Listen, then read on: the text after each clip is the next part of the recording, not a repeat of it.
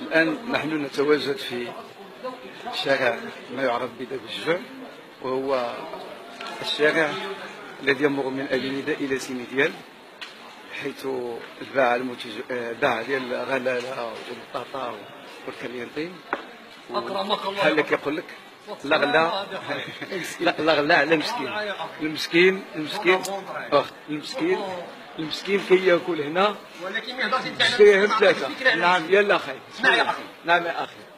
واعلم يا أخي أن المسكين ليس ذاك الذي في نظر الناس ومفاهيمهم. نعم. إذا كان المسكين في نظر الناس ذاك الرجل الذي يلبس عباءة بها رقعا أو صندالا من خفة نعل قديم، فإنهم قد أخطأوا الخطأ الفادح في حياة الناس. إنما المسكين ذاك الذي قد سكنت في قلبه سكينة رحمة ربه. واعلم يا أخي أن سيد المساكين ألا وهو حبيب الله محمد صلى الله عليه وسلم الذي فتح عينه على الدنيا فوجد نفسه يتيما محروما من الأب والأم قبل كل شيء. ذاك الرجل الفقير الذي لا يسكن بيتا على من يرعى عنهم الغنم من أبناء عمومته من بني قريش بقرية يثرب. يا أخي العزيز، إن السكينة هي المسكنة في حقيقة الأمر، وليس الثوب والهندام والحسب والنسب أو ما لك بين يديك. فإنه أعوذ بالله من ثلاث: أنا أعوذ بالله من قولة أنا ومن أكون أنا إلا عبد رب العالمين في بلاد الله بين عباده. وإن الله لا ينظر إلى صوركم بل ينظر إلى قلوبكم، إلا من أتى الله بقلب سليم. إذا المنظور الحقيقة في هذا المسكين ليس ذاك الذي يفهمونه الناس بمفاهيمه الخاطئة، إنما المسكين من سكنت السكينة في قلبه رحمة رب العالمين. وما أرسلناك إلا رحمة للعالمين. جزاكم الله خيرا. الرحمة التي يرجوها كل إنسان.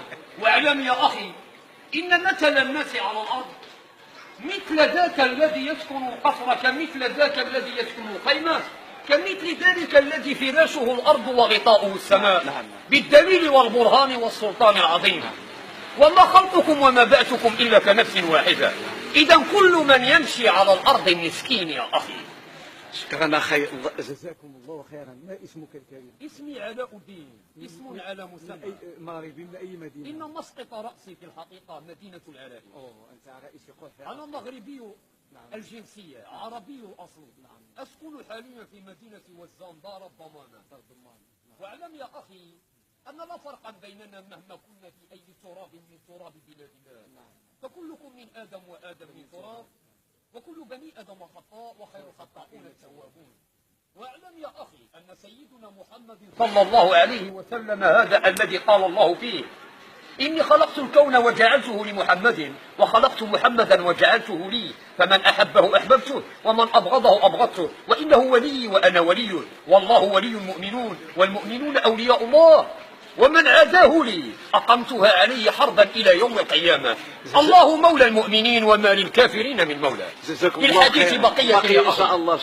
وحينما نقول للحديث بقية، إن لم يتم هذا الحديث بهذه الدنيا فبقيته بدار البقاء، لأنها هنا في دار الفناء.